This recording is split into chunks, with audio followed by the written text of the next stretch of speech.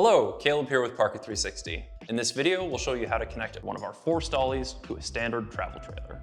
To begin, on the side of the dolly is the free spool knob. Twist the knob into free spool mode to ensure that your wheels can spin freely. Next, hook up your battery to the unit using the 6-inch battery cable. Now that we have the dolly rolled up to the trailer, we'll start by setting up our ball mount system. We'll want to make sure that we have the correct size hitch ball for the coupler that we're connecting with, and that our thrust washer is set up correctly for the bottom of the coupler. For a flat bottom coupler, you'll want to keep the puzzle piece in place. This will keep the surface area of the thrust washer flush against your coupler. For connecting with a step-down style coupler, you'll want to remove the puzzle section from your thrust washer. This will ensure that the thrust washer still sits flush against your trailer's coupler.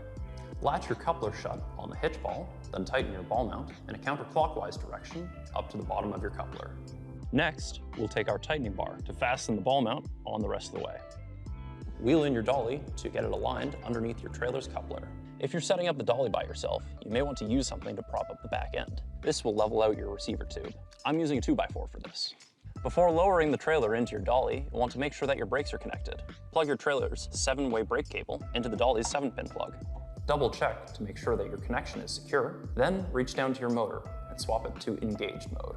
Now we're ready to lower the trailer onto the dolly. You may need to grab the back end of your handle to level out your receiver tube. Make sure to raise your jack post all the way up, remove your supports, and your prop for the dolly. If you're using any wheel chocks, make sure to remove those as well. Now we're ready to move the trailer. Depending on your use case, you may want to use the dolly in either high or low speed.